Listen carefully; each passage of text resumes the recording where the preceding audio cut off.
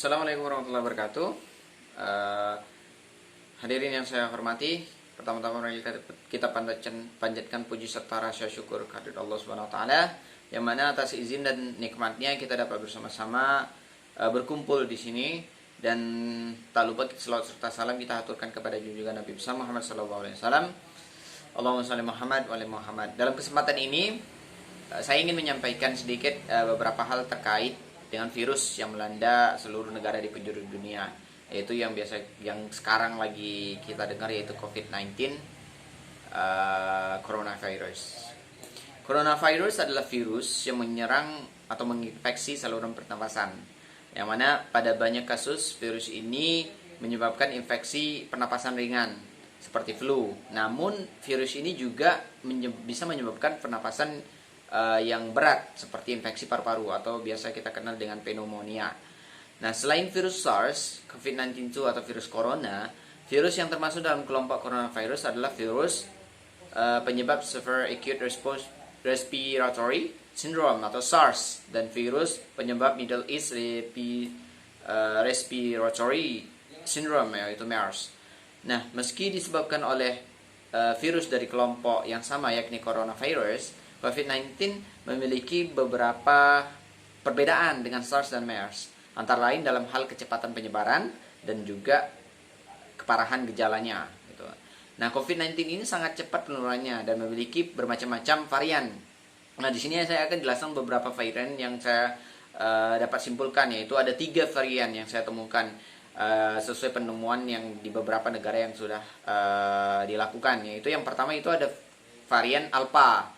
Terus yang kedua ada varian Beta, dan yang ketiga itu adalah varian Delta. Nah, varian Alpha ini adalah varian yang awalnya terdeteksi di Inggris.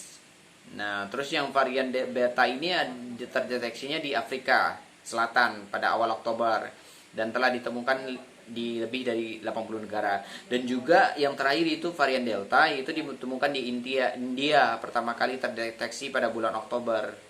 Nah, jenis virus ini lebih menular dan mampu menghindari respon imun tubuh. Nah, ini virus ini sangat sangat bisa dikatakan virus yang bisa menyebabkan keparahan yang lebih tajam lagi, begitu. Nah, terus ada COVID-19 dapat menyebabkan gejala ringan hingga berat.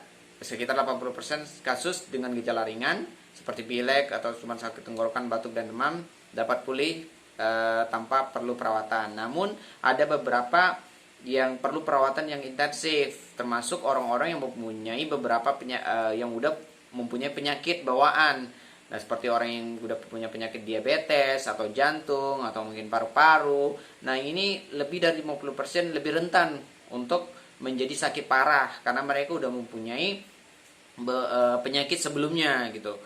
Nah, selain dari hal yang tersebut saya sampaikan, itu juga kita melihat bahwasanya ada cara untuk mencegah penyebaran COVID-19 ini. Yang pertama yaitu kita harus selalu jaga jarak aman dari orang lain. Terus yang kedua, selalu kenakan masker di ruang publik, dan yang ketiga itu sebaiknya pilih ruang yang terbuka dan berventilasi baik. Kalau kita di dalam ruangan, usahakan jendelanya dibuka supaya udara itu keluar masuk, bisa udara itu keluar masuk. Dan juga cuci tangan dengan rutin, pakai sabun, pakai air. Mungkin bisa kita juga lakukan dengan memakai hand sanitizer. Nah, terus ikut vaksinasi, program vaksinasi dari pemerintah. Sekarang kan banyak tuh vaksinasi yang dilakukan oleh pemerintah dan itu gratis. Nah, kita ikut berpartisipasi dalam vaksinasi tersebut. Terus kalau kita lagi batuk atau bersin, tutup mulut. Kalau kita nggak pakai masker, yaitu kita tutup mulut kalau lagi batuk dan lagi bersin. Nah, jika kita demam nih, batuk dan kesulitan bernapas, segera hubungi medis. Karena kalau kita nggak hubungi medis akan berdampak fatal bagi kita gitu. Kalau gejalanya udah berparah, nah yang akan lebih bagus kita menghubungi medis dan medis akan menindaklanjuti apa yang harus dilakukan. Selanjutnya, untuk membantu penyebaran virus ini bukan hanya mengenakan masker saja, tapi kita harus kombinasikan dengan pembatasan fisik. dan kebersihan tangan kita. Nah, maka dari itu ini yang dapat saya sampaikan untuk kita sama-sama ketahui bahwa apa sih coronavirus itu, terus variannya apa aja, dan bagaimana sih cara pencegahannya. Mungkin itu aja yang dapat saya sampaikan. Demikian uraian yang singkat. Semoga ini bermanfaat bagi kita semua, dan semoga ke depan kita lebih aware lagi dan lebih patuh lagi terhadap protokol-protokol kesehatan yang seharusnya kita lakukan.